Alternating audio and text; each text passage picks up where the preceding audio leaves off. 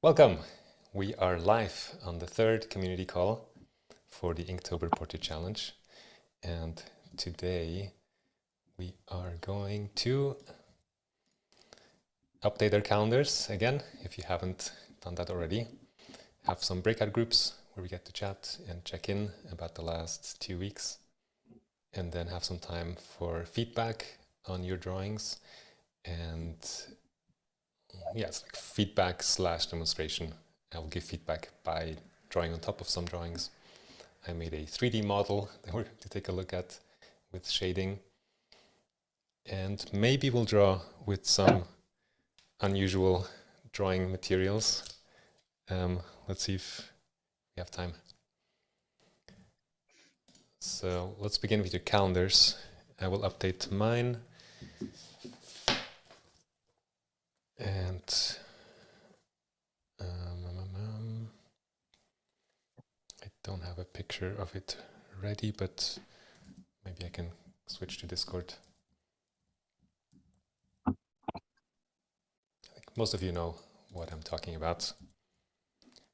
If you go to progress, some people have posted their calendars there. Just checking off which days you have drawn. And if you don't have a calendar yet, if you joined us later than the first week or so, then you can create a calendar right now. Just make 7 columns, 1 for each weekday, and then now we have 2 weeks left. And for me, the circles are the days that I commit to draw. So I said I'm going to draw every other day, not every day, to give myself some room. Turns out I've drawn most days anyway, so I feel better about myself than the other way around if I had committed to drawing every day and then missed some days. I like to set it up like this instead. But you can draw once a week or twice a week or whatever works for you. Here's a maybe simpler calendar format also from Balta, which I thought was nice. So take a moment now to update your calendar. For me,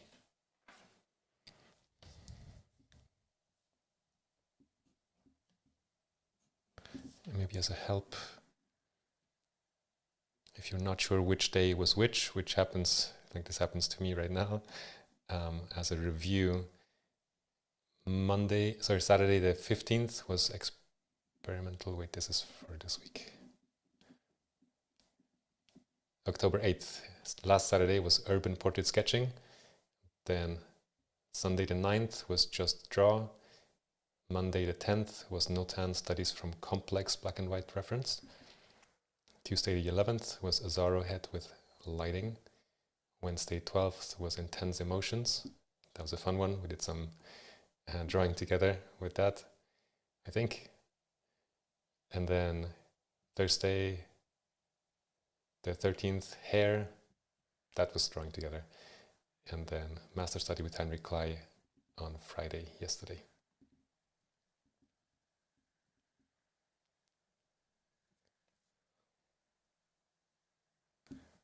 Didn't do Klei.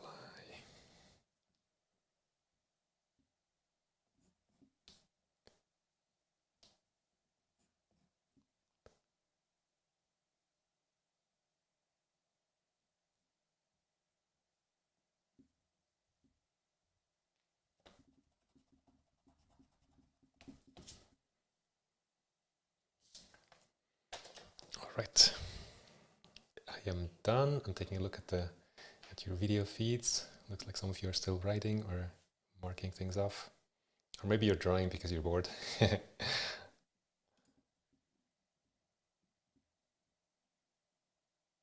Yeah, and if you're behind, Serphie, I'm not sure how to pronounce your name.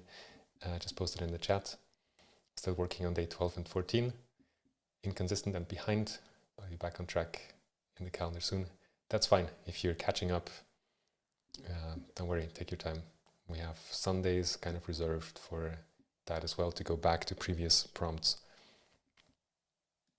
And all of this is meant to be enjoyable and fun for the purpose of learning, getting better at drawing, and enjoying being alive. Okay, let's come back. Next up is Breakout Groups. We have 13 people here, and I learned last week. Oh, and you're drawing on the canvas, on our shared canvas. I like it. Looks like light rays. I learned last week that if I, as the host on the Zoom session, join a breakout group while we are live streaming on YouTube, then on YouTube, the screen just goes black. It keeps recording, but there's nothing to record because it records the main room, I think, and nobody's there. So we're not going to do that this week. And the solution we thought of was that one breakout group just stays here with me in the main room, and everybody else can go off in their private groups.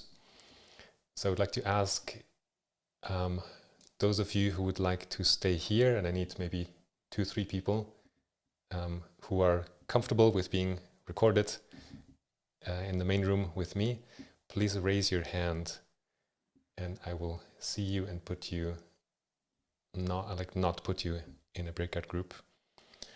And how do you raise your hand? I haven't done this in a while. Maybe well, you can do it in the yeah. You can do, you have you to can hold do it it up physically, for a while. or you can do it in reaction. There's a button under reaction. But physically, reaction. You can, Where is that button? You are raising your hand right now, I can see. It's under And a button called reactions with a smiley face. Yep. I think I can't see it because I have too many other buttons for hosting. But so right now, under more, like the Sorry? 3 dots and the more on the right, is where all my emojis come up. Okay. So right now, Ant and myself have hands raised. Okay.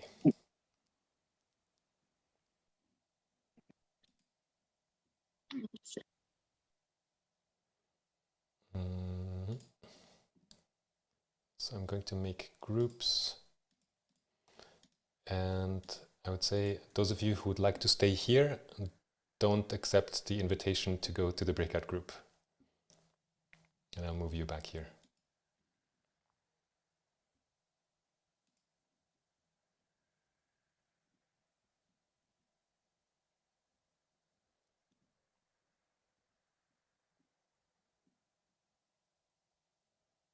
Hopefully I'll see if I can move you out. Not really.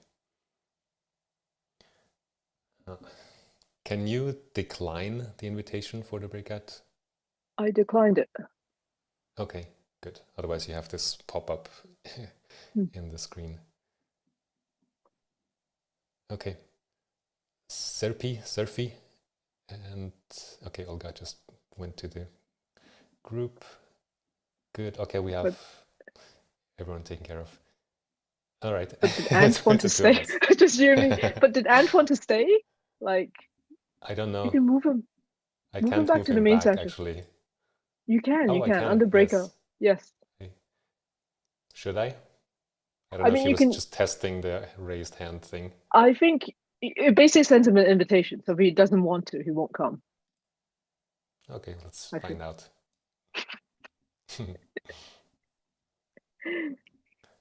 And I'll stop sharing my screen and move my YouTube window here to see the chat.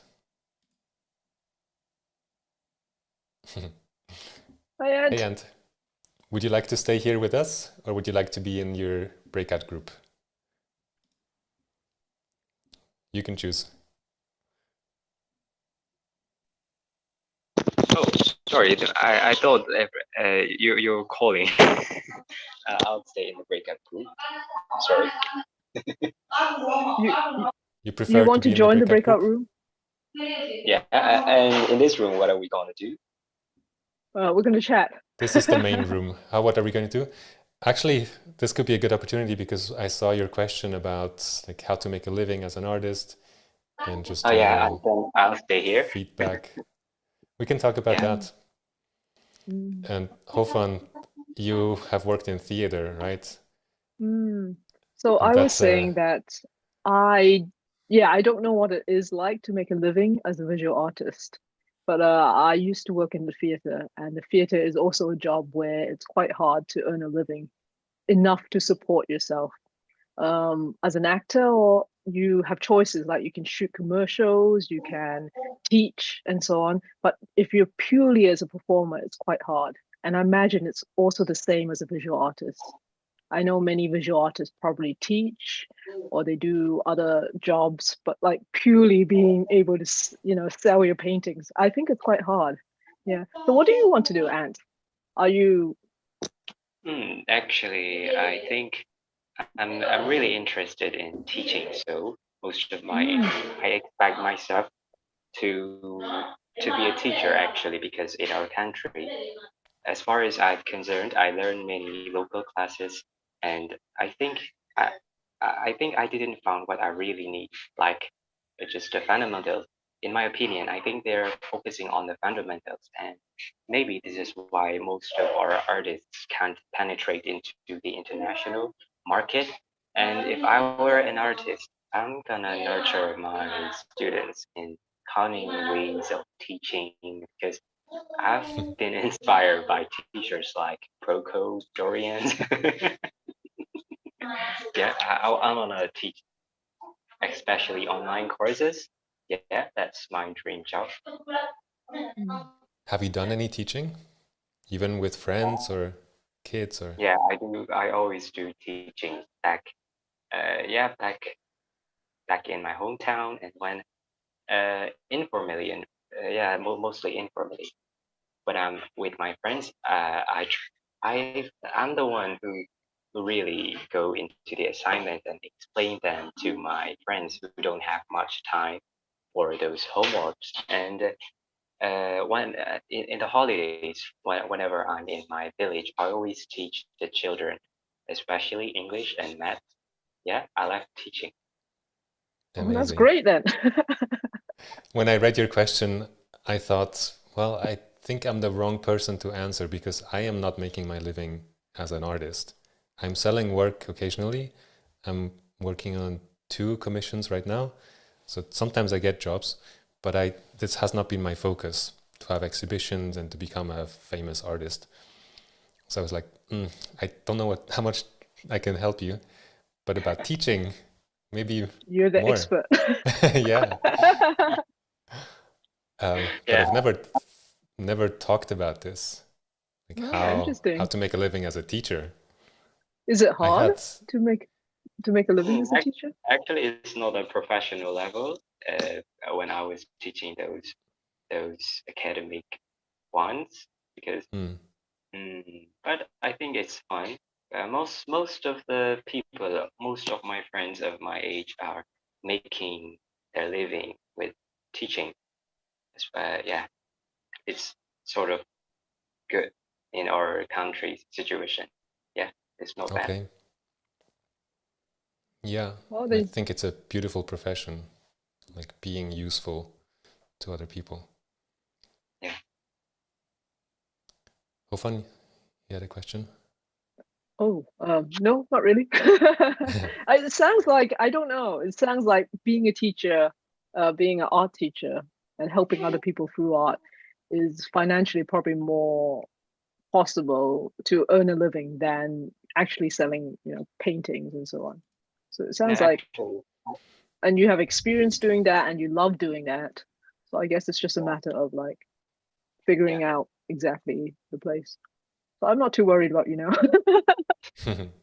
Your parents are right though. yeah, they're all right, and they're still financially stable to support me. That's a good thing, because in a country situation, most of the people are sort of poor, and most of my friends of my age, they're forced to make a living, earn money to support their family. So making it hard for to pursue their dream jobs. But yeah, you can say that I'm one of the luckiest ones for this sort of situation. Yeah, they can Yeah. support me. When you say online, like teaching online courses, do you think you would work for a school or independently? yeah, I want to do it independently because I love to be free.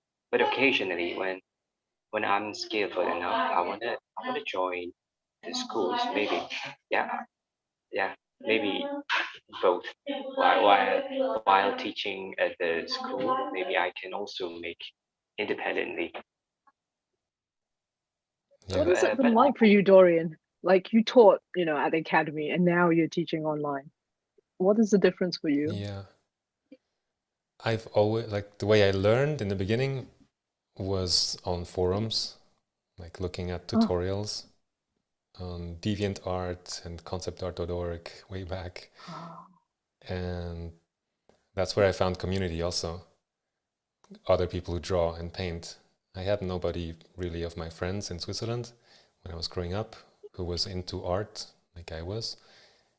And finding people online gave me, like, that really motivated me. Like, wow, there are all these people who are drawing and getting better.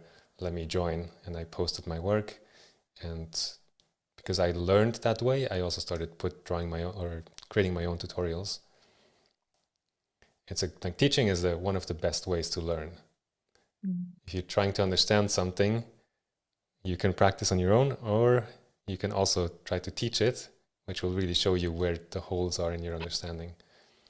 So I also really, really wanted to learn, and I enjoyed teaching once yeah, it's very different to write a tutorial or to stand in front of a class. And actually, the second, like the in-person teaching, I was drawn, like pulled into against my will. When the boyfriend of my landlord in Florence, when I was at the academy, he is an amazing guy. A very different background from myself. He grew up in an orphanage and like stealing cars as a kid, and a guy from the streets. But he also had a really big passion for art and history.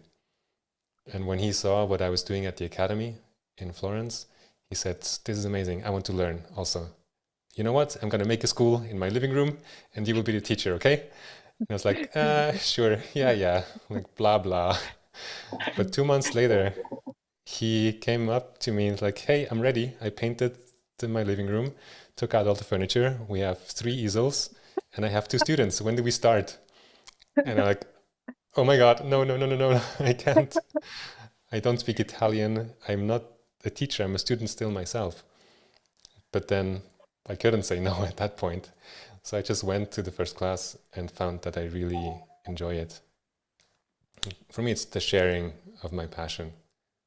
I also enjoy like drawing at parties or concerts. I've done that. Like people are so easily impressed, and it's like their eyes start shining when they see an artist making work. And it's like a magician for me. It's very similar. And that's like there's a performative part in teaching as well. And doing it online has a nice advantage of every person who's watching has a front row seat, has the perfect view of the work. You also use a lot of software and other things in your online demos too, which I imagine. Did you do that in classrooms? Not so much, no. More like preparing the information in presentations and then going through and having the presentation to hold on to. Yeah. The Do you think beginning there's was been super scary. I grew up being extremely shy. And in school, having to do a presentation was the worst thing the teacher could do to me. Like, I wanted to disappear. And now with practice, like being in front of people in the way that I can share my passion, and the bigger audience and the bigger audience and the bigger audience over time, I've become really much more relaxed and able to enjoy it with the people who are there with me. Do you feel like it's a lot more work now that you have to, you have your own course, you have to do your own promotion, whereas in the academy, basically, you show up and people, students are right in front of you? Yeah, I've taught in a few different places and I've always had other roles in those organizations. So it's always been really intense. and I like it. I like the complexity in juggling many things. And at Barcelona Academy, where I was most recently, I was there 5 years, and I was running a department of the school. So it was like, which is amazing. And I got full freedom pretty much from Jordi, the director.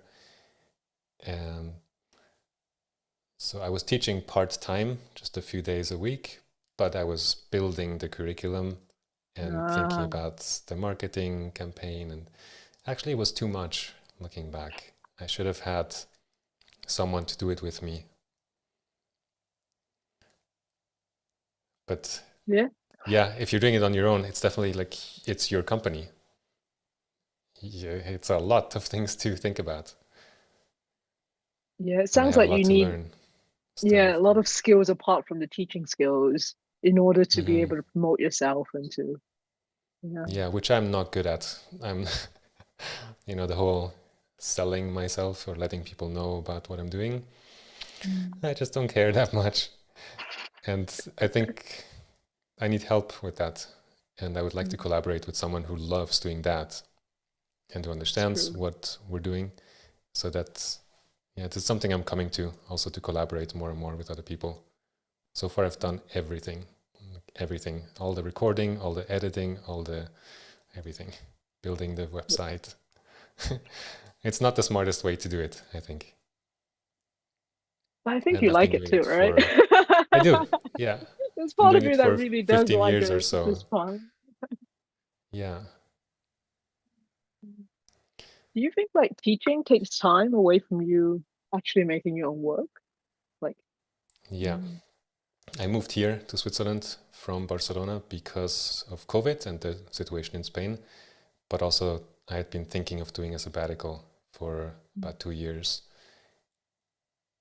before leaving, because I noticed like as soon as I have students, especially it's my own program that I'm directing, that just is the priority. And I don't know if that means that I'm a born teacher, like other people's success is more important than my own in some way, or what, but that was just the reality.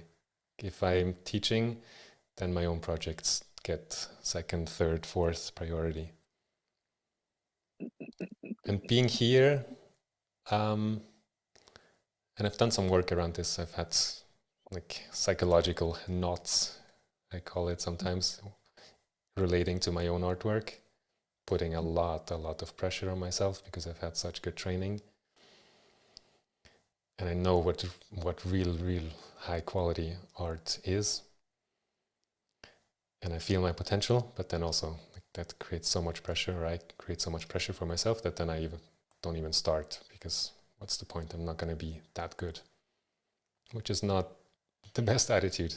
So I've been working with a coach on that and doing all kinds of different things to develop a more healthy relationship with art. And I've drawn more, I've painted more the last few months. And some commissions have come up where before, for a couple of years, there has been nothing or very few commissions. So that seems to be working. Yeah. And I'm thinking about also, I guess we should get people to come back sometime soon. I've been thinking about collaborating with other teachers. And Carl, one of my students, Carl de Jager at Barcelona Academy, is teaching there now. He was teaching kind of my material from the shading course at the academy after I left.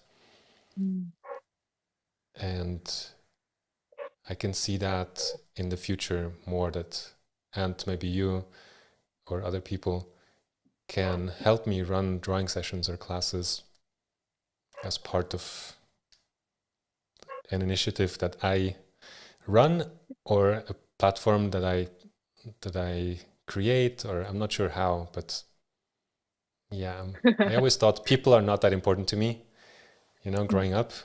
And the last few years just becomes a more and more central part of my life. Collaboration. And I write, I'm happiest when I'm doing things with people. And this challenge is one of those things. Yeah, this challenge is crazy. Thanks, and for being so present on Discord. It's fun. I think Thank you. everyone Actually, appreciates you.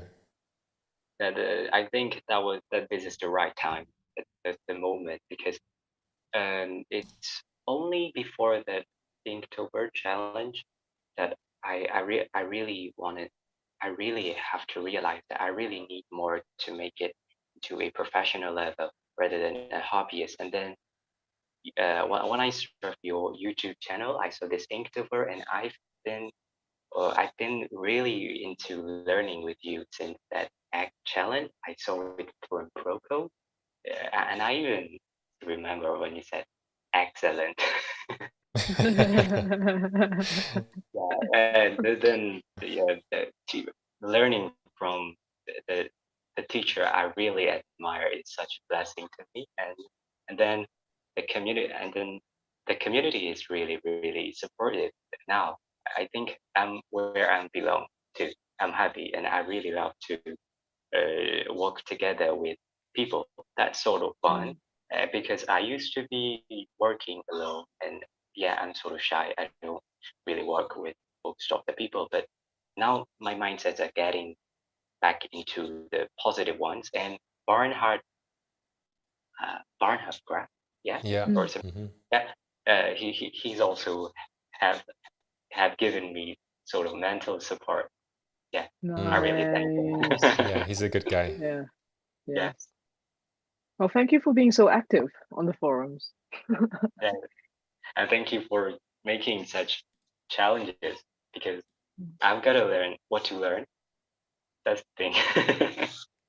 I've got to know what to learn now. Hi everyone. Welcome back. Welcome back. to the main room. Looks like the other group is squeezing every minute they have, which is good.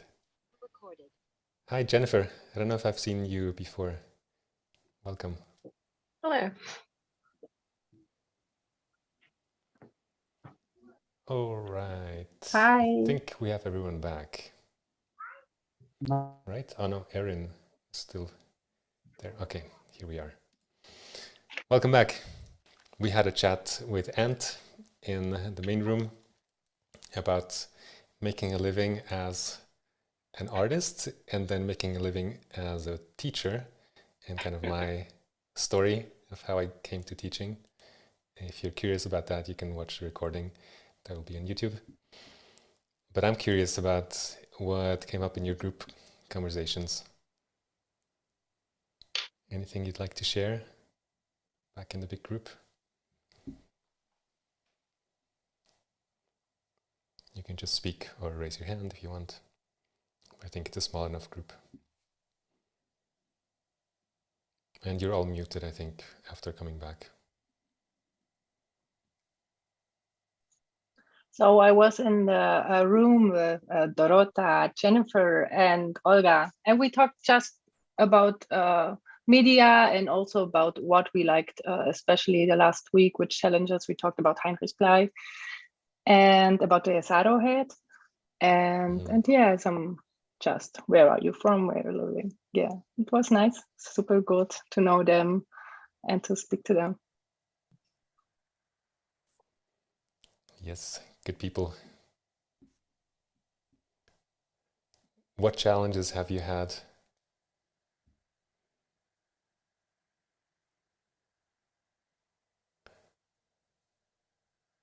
Like you personally, as you were drawing, anything that frustrates you, or?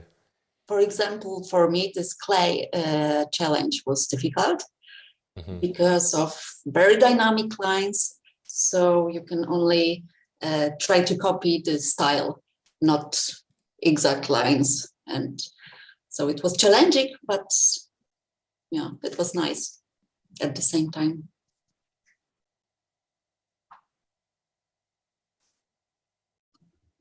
For me, I found difficult the Azaro because before doing the shading, I already did it in your shading course, Dorian.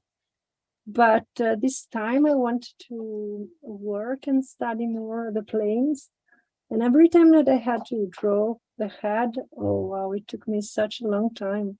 So I did many, and I was I never arrived at the point of doing the shading. So it took something like 3 days of drawing many Azaro head in all positions. Also, you can find so many references on internet of Azaro and Azaro type. And also I have a head that is not really Azaro, that is a present from a very dear friend that is here, but I don't say the name, skip the name. She's here. And so, yeah, I struggle a lot. And then at the end I said, okay, I will do it. And I did it. But I think it's something that for me, it's a typical exercise that I want to repeat. So I did it yesterday and today again, the Azaro head. Do you draw straight with ink, or do you do an underdrawing? No, I do an underdrawing. Yeah, because otherwise I'm not so good probably, and I needed to find the right proportions, and so I start to sketch with a pencil.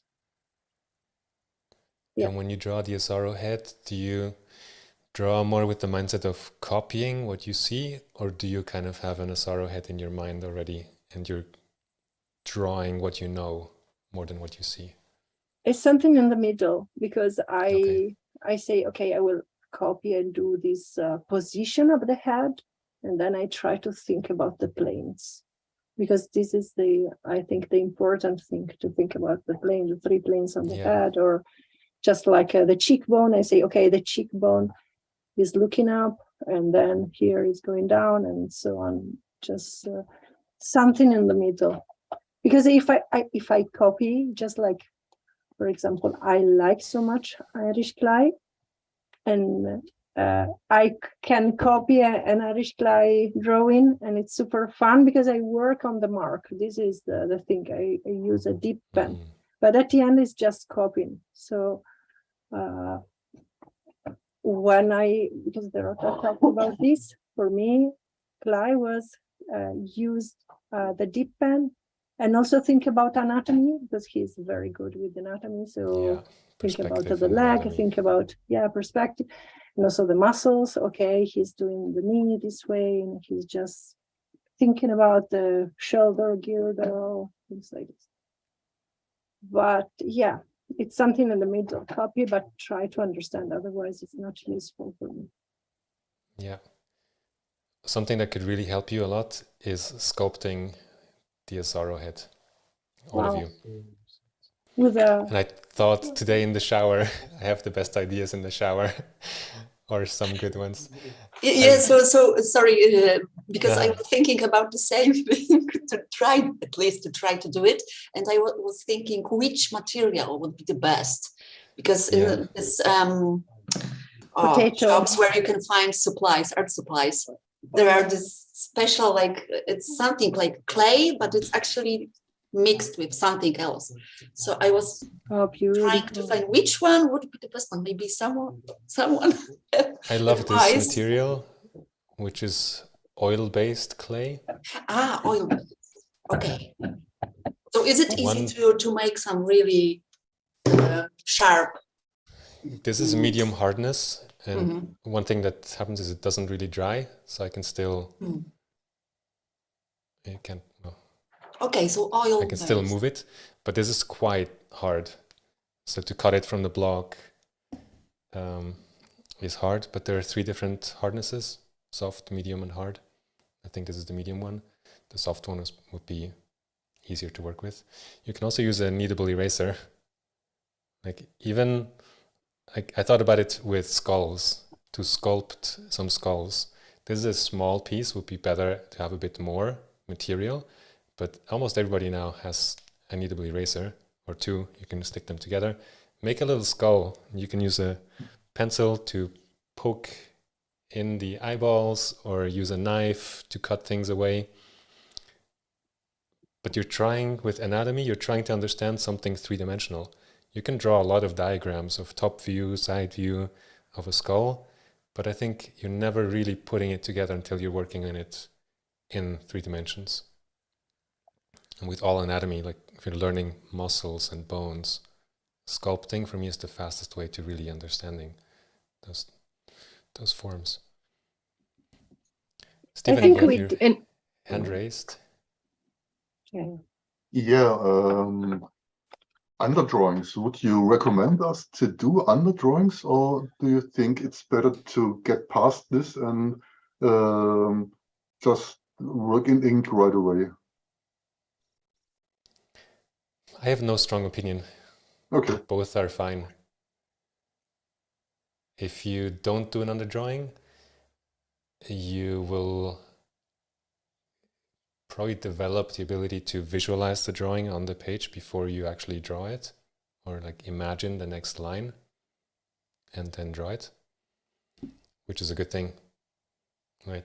Maybe I should do less underdrawings. I have a tendency to draw, even like in pencil in my underdrawings, I draw every line twice or 3 times.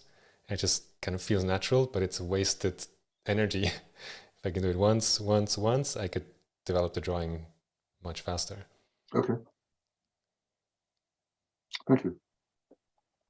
I think I feel like I'm developing different skills. Like when I'm just drawing, it becomes hard to correct anything, right? So for that drawing, unless I do another version of the whole thing, then I don't get to correct it.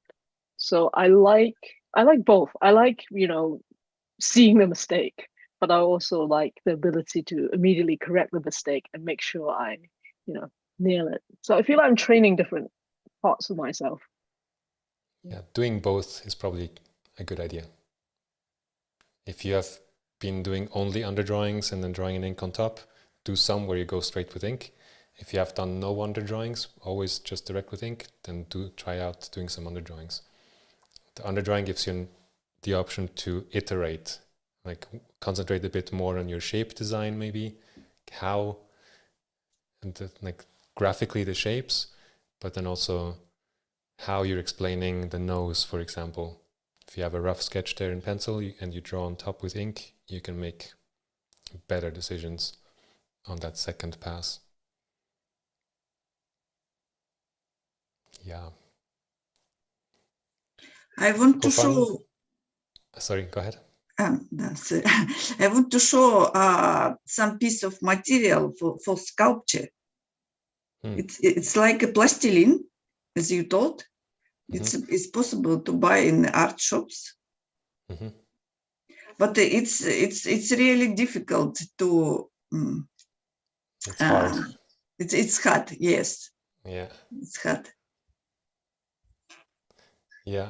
The harder the clay is, the better it is suitable for fine details like the eyes here. And the softer it is, the better it is suitable for like big shapes, big forms. If you're making skulls, you just want the basic, like a Loomis head or an Asaro head skull, big form, that's much better to do with a soft material, even like a kneadable eraser. And if you want to work on something more refined, more detailed, you want the clay to be a certain hardness so it holds the detail. One brand is called Chavant. You can heat it, you can put it in the oven or something like that, and it will get softer with the heat. But it actually melts if you make it too warm. So you gotta find the right balance. I have something like that it's not professional, but it's something that you use to play with the kids. And it's made, I think that it's made with bee wax. The base is that. So when it's warm, you can change, you can work on it. And when it's very, very cold, it's hard. So you can put it in. And I use it when I did the maquette last summer. And because it was hot, I had to put it in the fridge. Otherwise, all the characters melted. So I put it in the fridge. Good. I'm looking at the clock, and I think we should continue to feedback. I have some images from Nina, Rebeline. I'm not sure how to pronounce your name. Rebeline. And Serphie. or Serphie. Also not sure how to pronounce your name and not sure what your real name is, but I'll do my best. So let's start with Nina. And this seems to be a series here. And they look digital.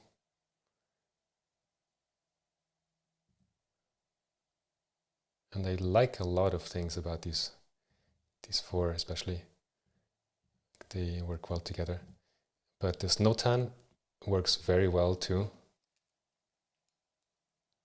Super clear. And even small decisions like how long you've made the nasolabial furrow. It's a nice word here. I think it's just right. Could be even a touch shorter maybe, but if you make these lines too long, you add a lot of age to the person and you create a strong focal point that then attracts the attention of the viewer. Yeah, design-wise too, I think there's a lot of nice decisions here. The rhythms of these lines, there's some empty spaces here, like they're not all the same. It's like big space, smaller, and then a bigger one again, tiny one. I'm not sure how much of this you're doing consciously and how much it's just happening, but I think it's working well.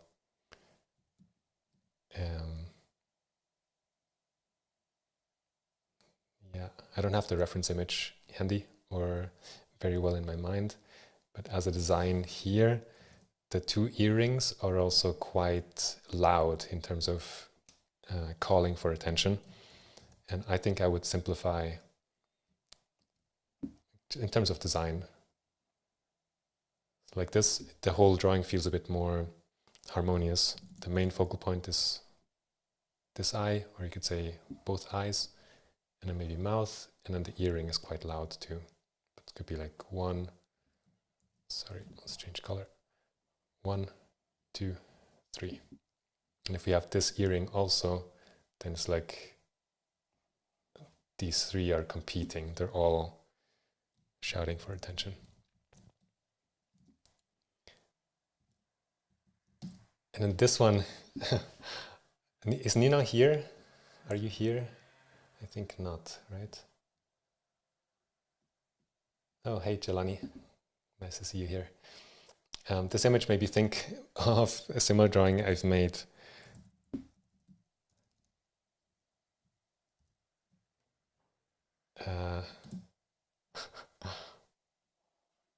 Here lies Dorian. He would have done great work, but he didn't care enough. When I had one of my dark days of like, oh, I'm not drawing enough. Why am I not drawing? Being frustrated. So I'm not sure why this is I read it as a tomb, like it buried all the art. So is it going to raise up like zombies? Or have you time traveled? I'm not sure how this works. For these four, I'm curious as to which one you think works best. Like which ones for you, Nina, and also for all of you. Maybe since we are here, the ones who are here, you can throw out, let's call the one on the left is number 1, 2, 3, 4. Which one is the strongest or most interesting for you?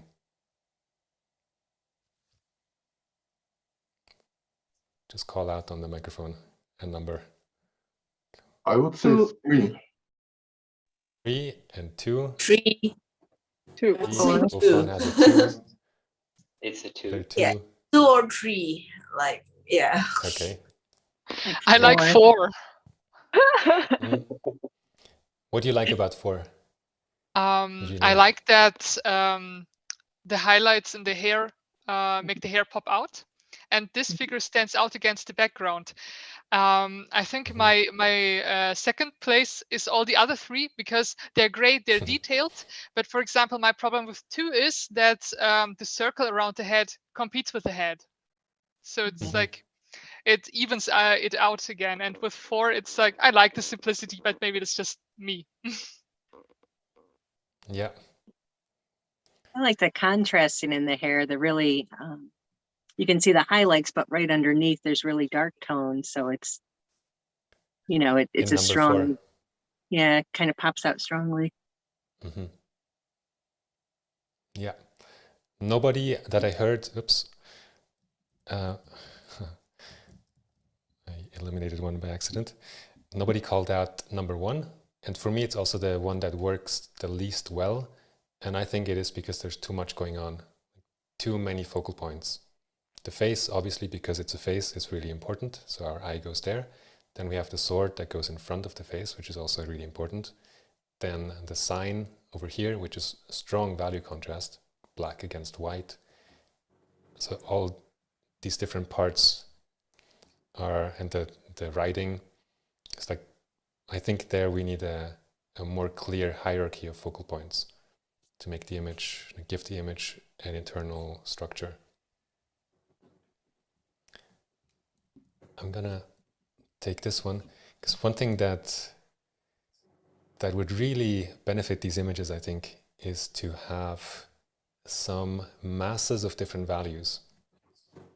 So I'm going to turn this layer into a regular layer, not a background layer, and then... So Dorian, this is the one that works best for you, right? Not necessarily. Okay, which is the one? I think these 3, yeah. The left one, I agree there's a bit much going on. I would calm down the shoulder, and maybe also, like, I love the complexity and the variety with the different texture. But yeah, maybe keep it a touch more quiet so the face can really shine. The middle one, I think, is great. The graphic shape of the hair.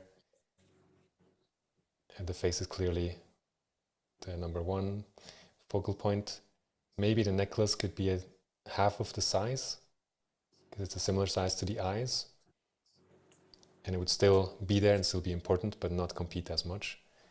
And yeah, the right one feels the most harmonious, I think, which doesn't equate to best. Just if harmony is what you want, then that one satisfies that need most. So here I have the line layer now on top of a layer that just has some tone. And what I'm going to do is give a 1 tone to all of the figure. Just make a silhouette. And then subdivide the skin and the hair and maybe the clothes into different value groups, so that the whole thing separates from the background and yeah, kind of becomes more of a, I'm not sure what word is I'm looking for, like a stronger statement, a bolder image maybe.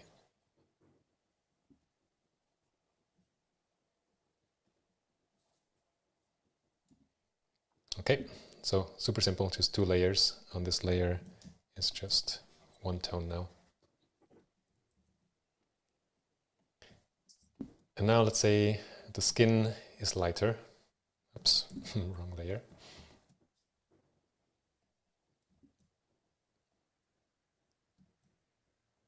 So I'm going to just use that lighter color on the skin.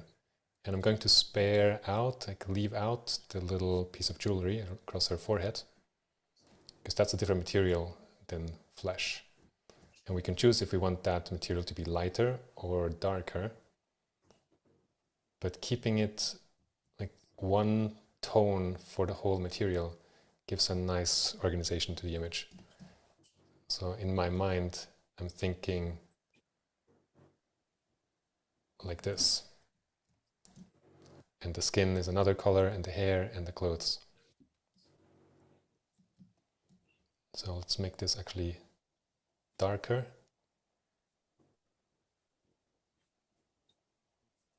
And it looks like a metal or reflective material. And if it's darker, then the highlights will stand out more visibly, which could be nice. Something like this. Then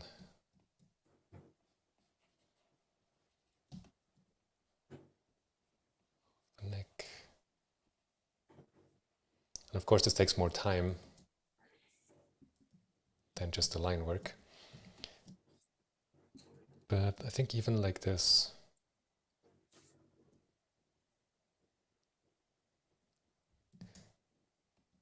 it gives it some strength.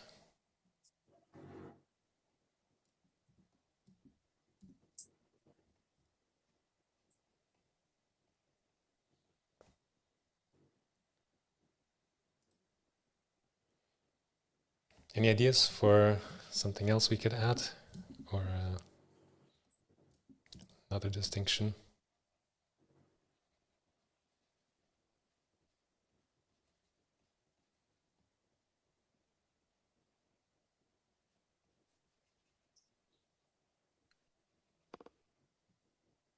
Maybe some minimal ambient occlusion between the hair and the top. The hair and the top? The shirt, I mean. Huh. So that the hair is clearly on top, yeah. But like only minimal. And I guess my hand would itch to add some areas that are clearly in light, but this could also be a really diffuse light. So I guess no tone is okay too. It's purely preference, I guess. Yeah. One thing that communicates light really quickly is if you could say there's some rim light here on the hair. If I paint on top of my lines, because then the lines are no longer black, which is what happens in nature. If you have something being lit, there won't be any black shadow in that area.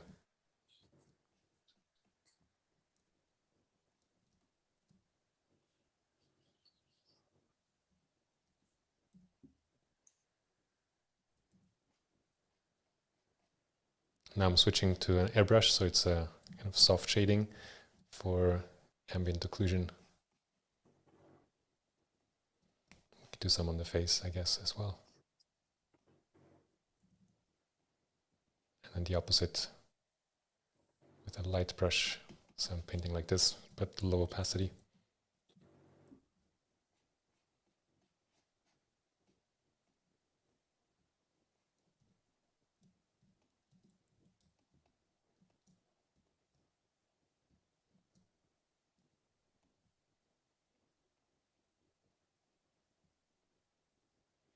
Now, like taking it to rendered.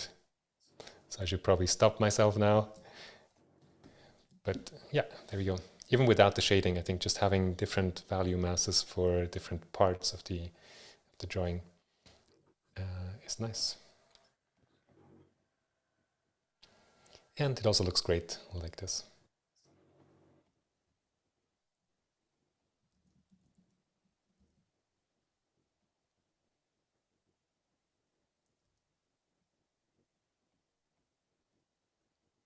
Before and after.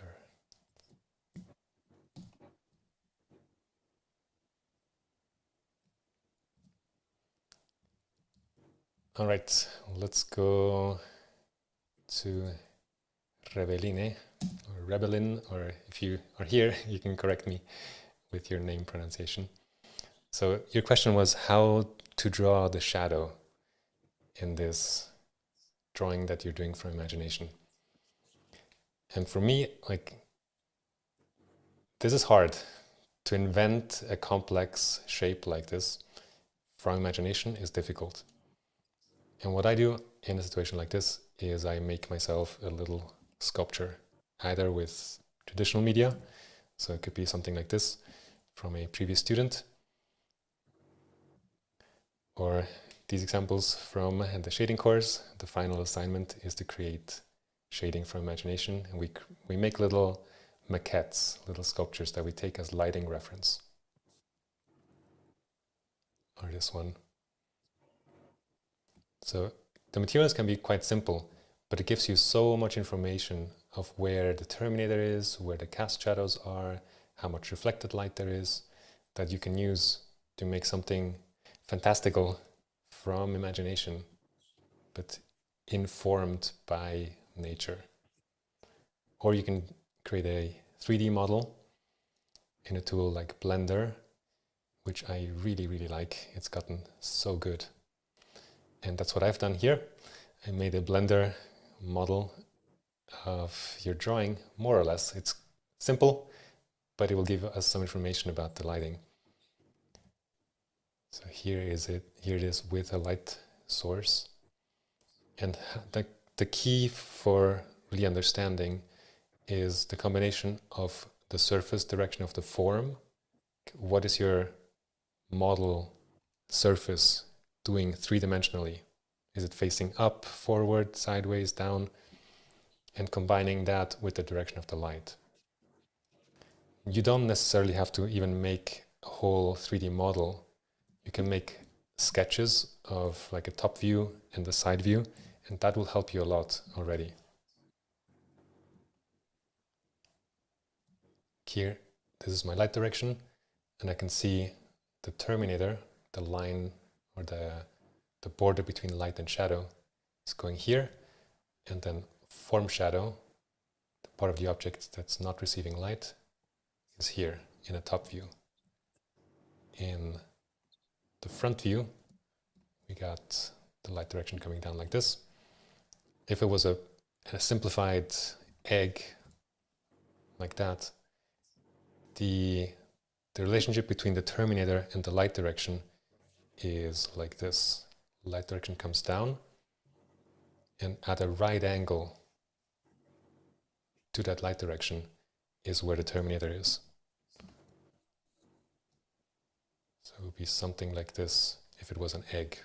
And then we got form shadow here and form light here. And there's a ratio of like maybe 70% light and 30% shadow. And if you know the light direction, and I think a lot of it is experience. The more you draw, the more you pay attention to this, the more you'll have an instinct of where these lights and shadows should be. Like the terminator on the nose is angled a little bit because the light direction is coming from the upper left. Terminator, terminator.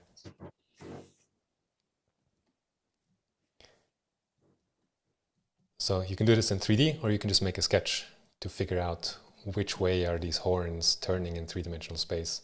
I don't know for sure what your design was, so I just did an estimation here. And something that can help you to notice when you're confused about the light direction or the form direction, and you really need both to make a clear decision. How you know that you're confused is when you're not making a decision about the terminator, like here or here. At the top of the eyes, I can see that's a terminator, the edge of the light and shadow. And then here, it's kind of unclear. And on the cheek, it's unclear. And on the neck, it's unclear. So what you can do is just make a decision. Let's say my terminator, I want it to be here. And on the cheek, here, the rest is going to be light. And on the chin, maybe something like this. And you will, with more and more experience, you will know if that all makes sense together. If I had drawn my terminator here, and on the cheek, it's out here, it's like something doesn't feel right. It looks broken.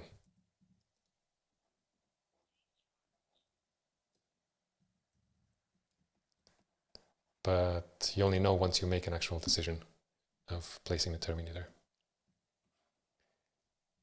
I hope that helps.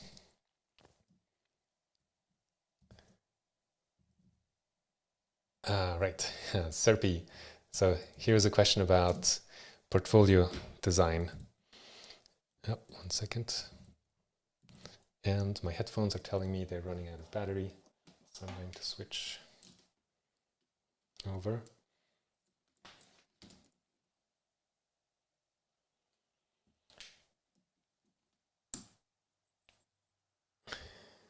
Is Serphie still here? Are you still here? Yeah, he just posted in the chat. And 1 second, I cannot hear. To switch over.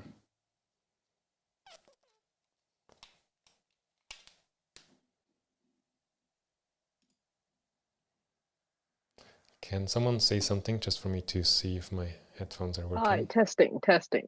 Dorian, can you hear us? No? This is going to be a problem. Can you hear me? I can hear you, but Dorian can't. Yeah. I had to switch to the external microphone. I hope you're not getting an echo, but I can hear you now. Did Serphie? He's here. Okay.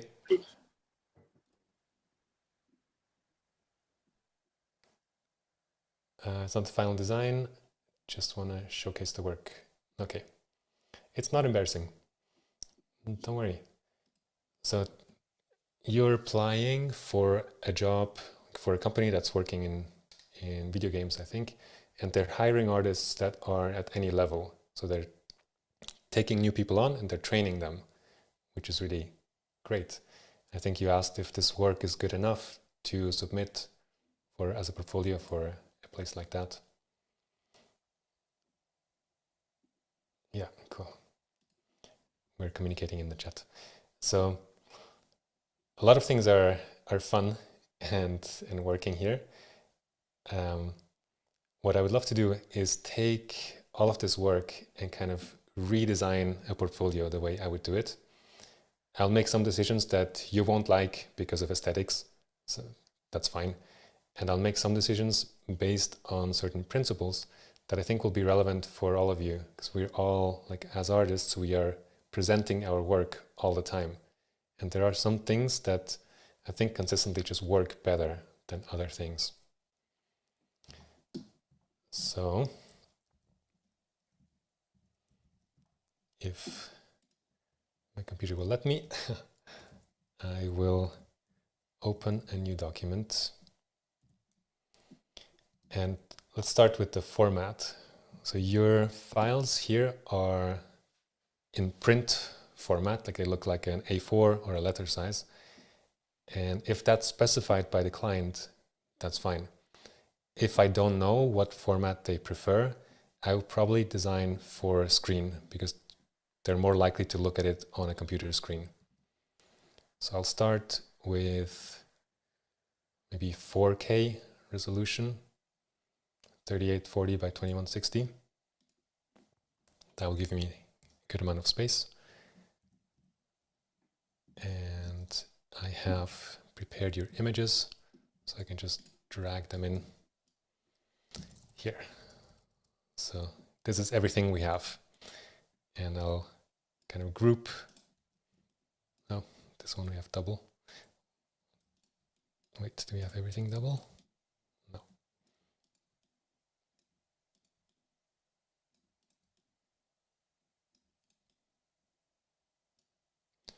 So these all kind of seem like they belong together.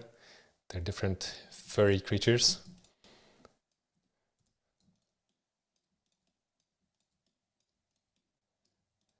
These are all pencil sketches.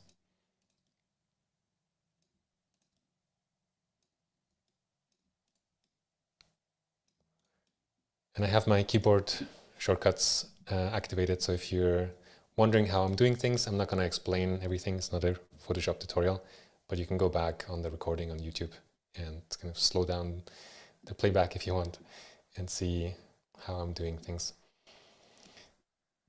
I think that's everything. 1, 2, 3, 4, 5, 6, 7, 8, 9, 10, 11, 12. Yeah, we have 12 pieces. That before they were on 3 pages. Now let's see how we want to group them.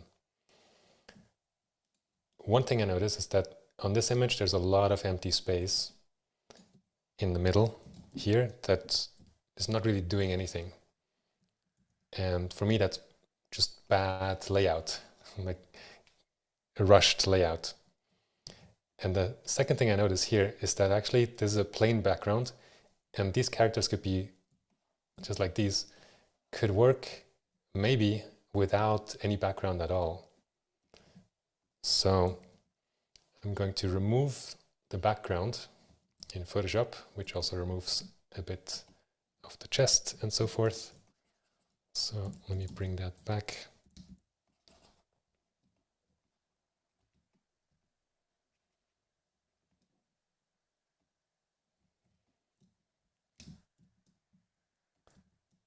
And then I can split this into 2 layers.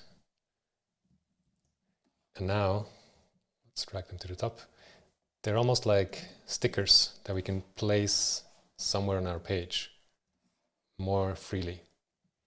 And I'll do the same with these guys.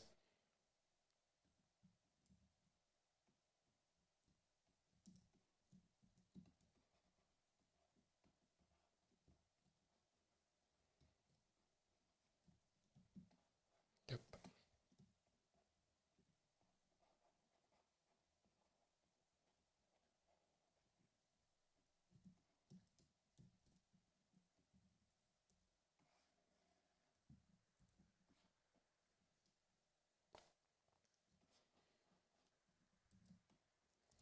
So we have a bit more flexibility.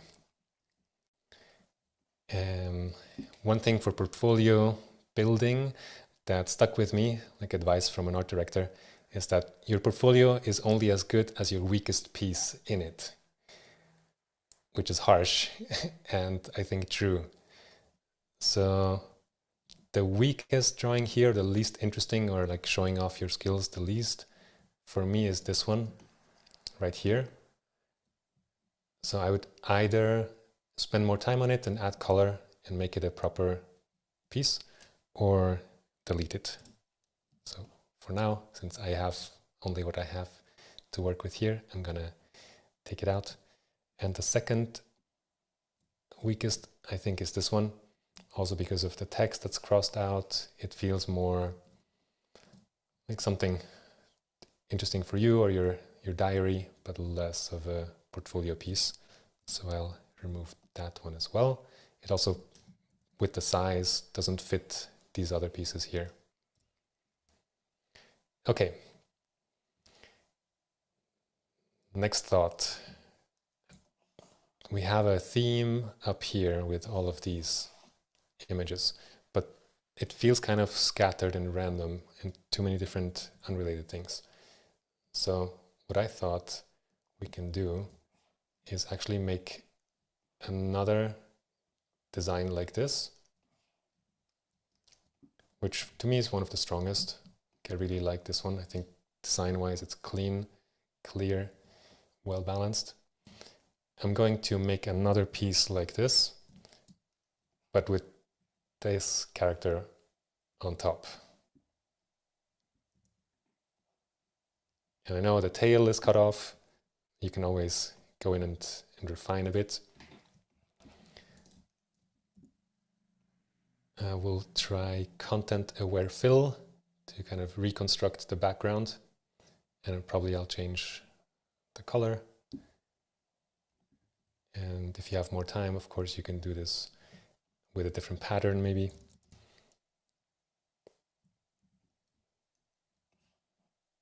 Boom. There. Now we have 2 pieces that relate to each other. And this one also kind of, like they're the same size and they have one creature in the middle. And then right now we have a group with these 2. They have a kind of patterned background and this one looks quite different. So I would also do the same here. And you can go to your pieces and kind of rework them in this way.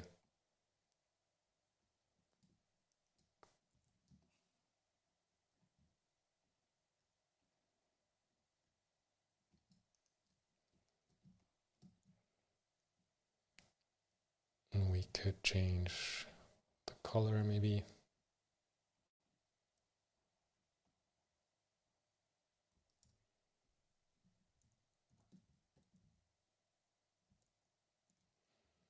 Yeah, something like this.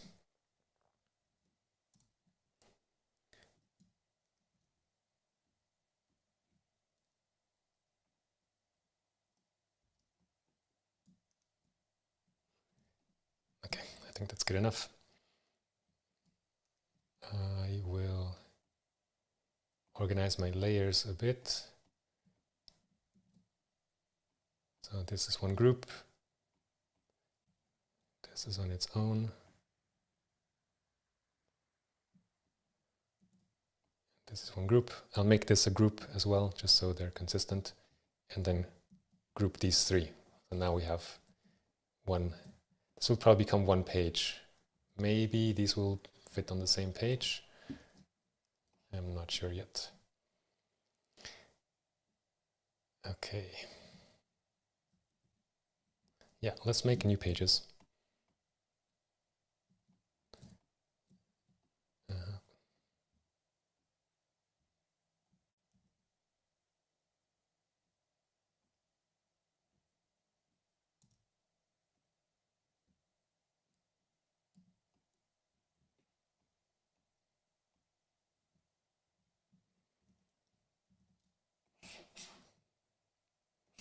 Sorry, I'll do some cleanup.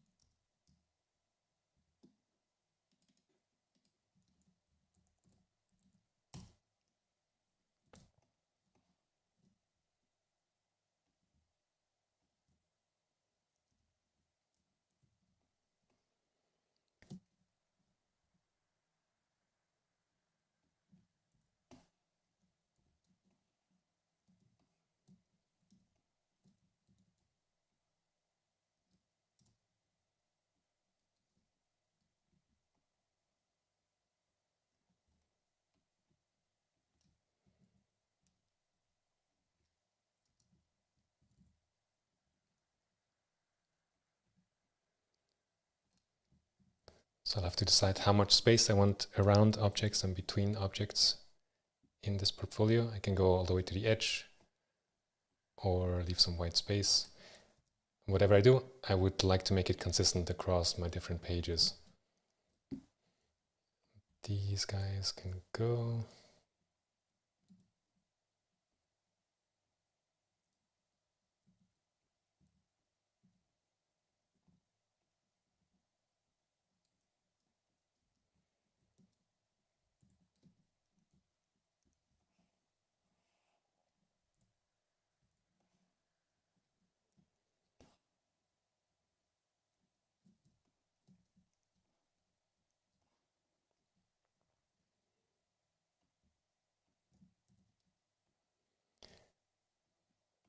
Another consideration is the size of elements.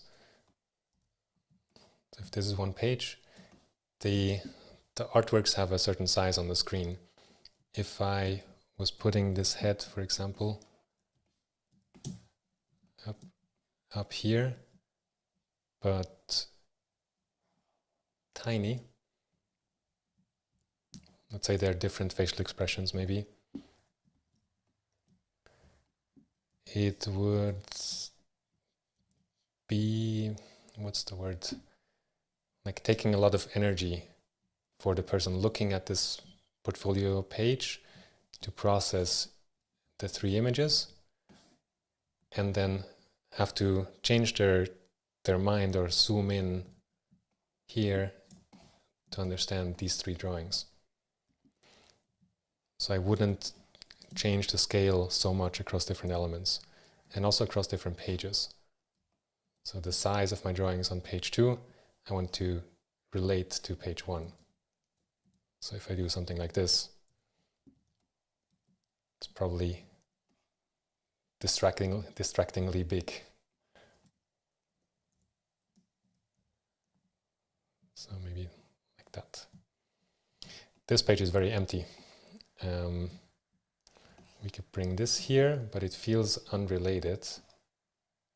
Like these are more dogs and monsters, and these are cute kittens, so I'll leave it over there. But this one, I think we can bring in. And just like I removed the background from these guys, we can turn these to just line drawings on the white page by going to multiply with the layer. What is this called? Layer mode, I think. So multiply, which makes the light values transparent and the black lines show up. Then Command L and pull in the value of the paper. And probably you'll want to take a new photograph that has less shadow on the image. I am going to push a bit more.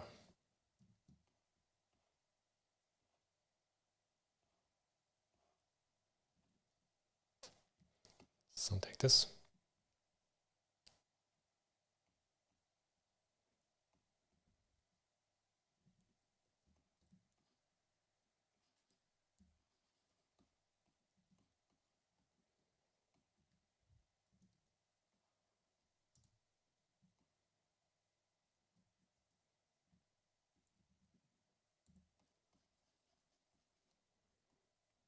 We can have a sketch just on the page itself.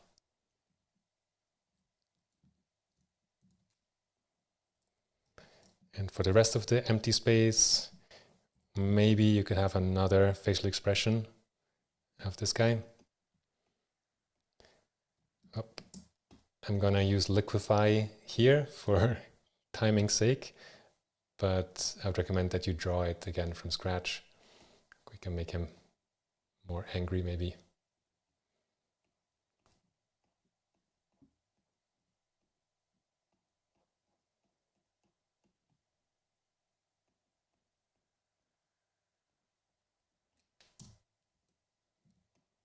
Right, so we have a happy and more angry version. Still not super happy with the spacing. A lot of space over here and up there.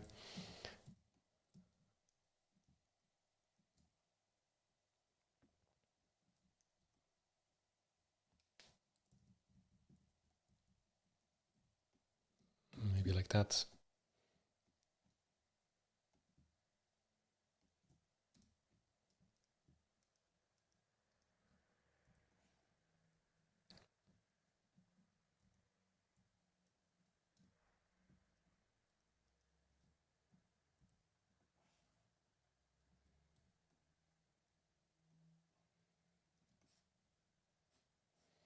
I'm comparing the size of the images.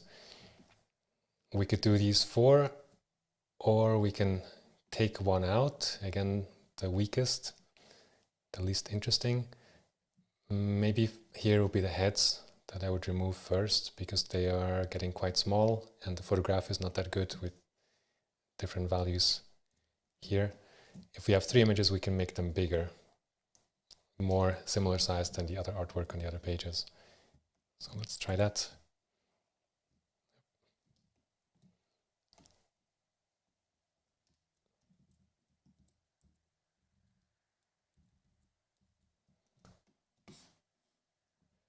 And then I would add some text of your name and contact information, your website or social media profile maybe. I'll make up a name.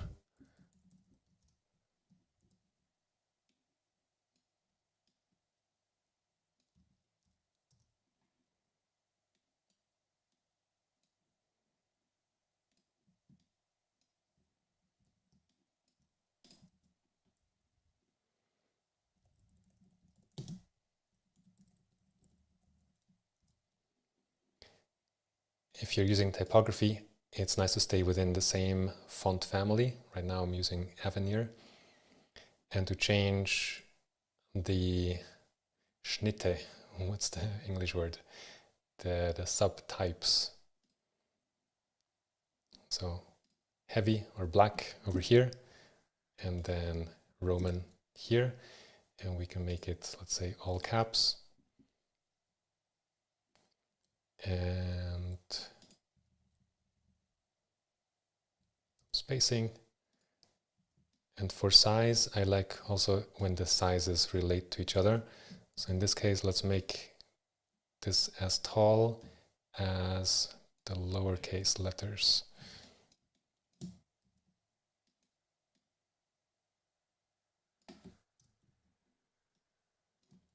So until my P is the same height as my E and R. It's not random. Everything has a harmony throughout the whole design.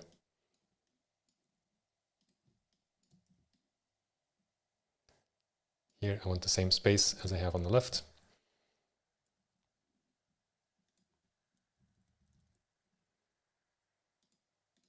Something like that.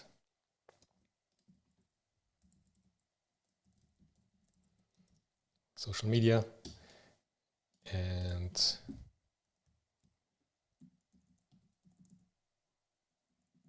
phone number.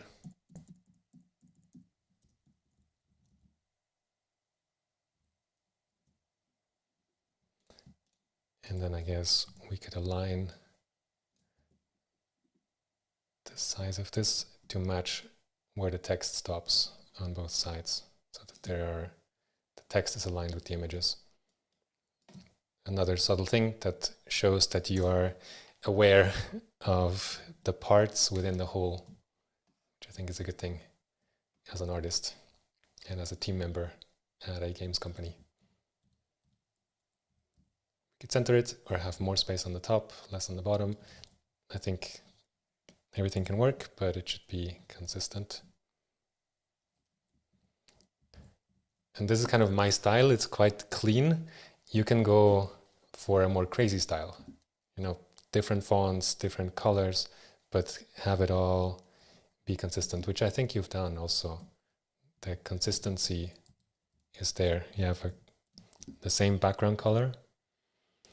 You have the same size of images here. I think that's really good. I'll probably bring the images closer together and have more space on the outside. But yeah, the fonts, colors, I think that's all working well.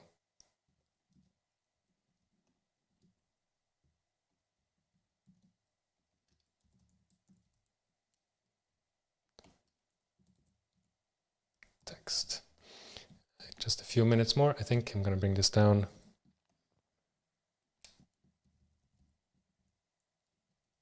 Here.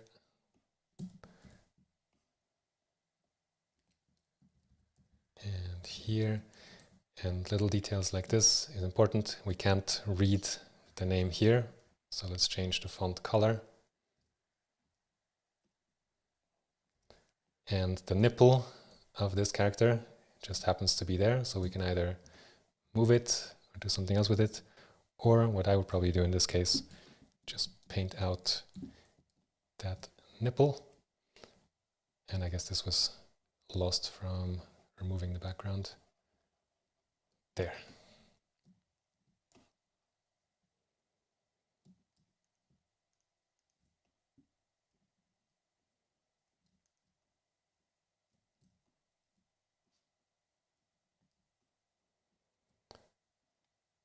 Yeah, I think that's it. There's many more things you can do, but this would be my portfolio redo. Does anybody have questions or other suggestions maybe?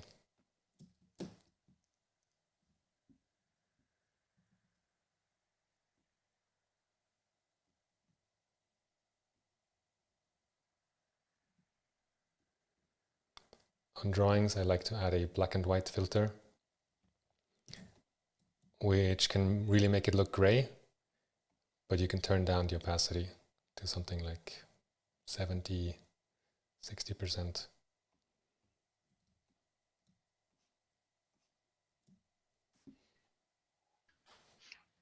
That's it. I have not paid attention to the chat. Let me take a look there. Feels more professional and cleaner. Good, I'm glad. People needing to go. Digital art was drawn on the phone. Yeah.